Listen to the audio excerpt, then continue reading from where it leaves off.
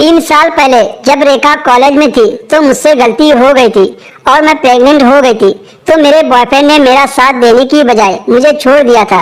भाभी ने मेरा बहुत साथ दिया था और उन्होंने मुझे कुछ ऐसी दवाइयाँ लेकर दी थी जिनके कारण मैं ठीक हो गई थी। इस बात को गुजरे हुए 3 साल हो गए थे, पर भाभी ने आज तक घर में किसी दूसरे को इस गलती के बारे में नहीं बताया था। फिर मैंने गूगल पर सर्च करके दवाइयों को देखा तो पता चला कि ये तो अबॉर्शन की दवाइयाँ हैं। फिर मैंने डस्टबिन चेक किया तो उसमें मुझे कुछ दवाइयों के खाली रैपर मिले।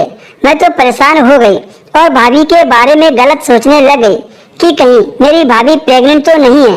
मुझे तो बिल्कुल भी यकीन नहीं हो रहा था कि भाई को तो गए हुए 2 साल हो गए हैं। मेरा भाई दुबई में नौकरी करता है और मुझे भाभी के अलमारी से अबॉर्शन की दवाइयाँ मिली थी। मैं तो ये सोच रही थी कि भाभी अबॉर्शन की गोली का क्या करती हैं। जब मेरे भैया 2 साल से घर नहीं आए तो मेरी भाभी प्रेग्नेंट कैसे हुई। इसी दौरान मेरी भाभी तो अपने मायके भी नहीं गई थी।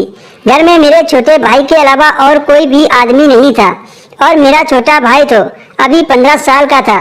शाम तक मेरी भाभी शहर से सामान लेकर घर वापस आ गई। वह बहुत थकी थकी सी लग रही थी। मैंने पूछा, भाभी इतना टाइम कहाँ लग गया?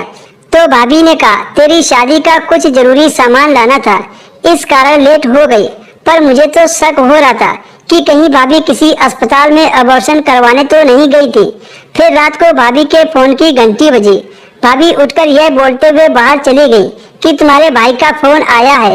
मुझे इस बात पर यकीन नहीं हुआ और मैंने अपने भाई को अपने फोन से फोन लगा दिया। भाई ने फोन उठाया और हालचाल लेने के बाद कहने लगे कि मेरी 20 तारीख को टिकट हो गई है, तेरी भाभी को फोन करके बताने ही वाला था।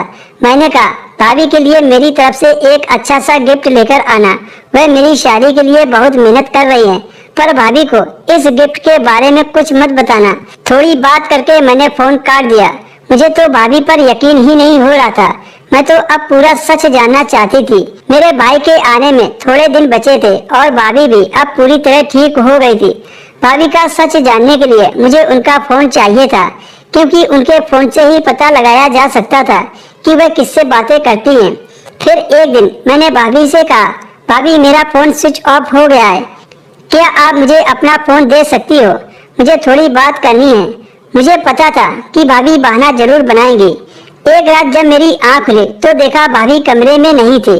फिर दूसरे कमरे में देखा तो मेरी भाभी मेरे छोटे भाई के साथ बिस्तर पर थी और मियाँ बीवी का खेल खेल रही थी।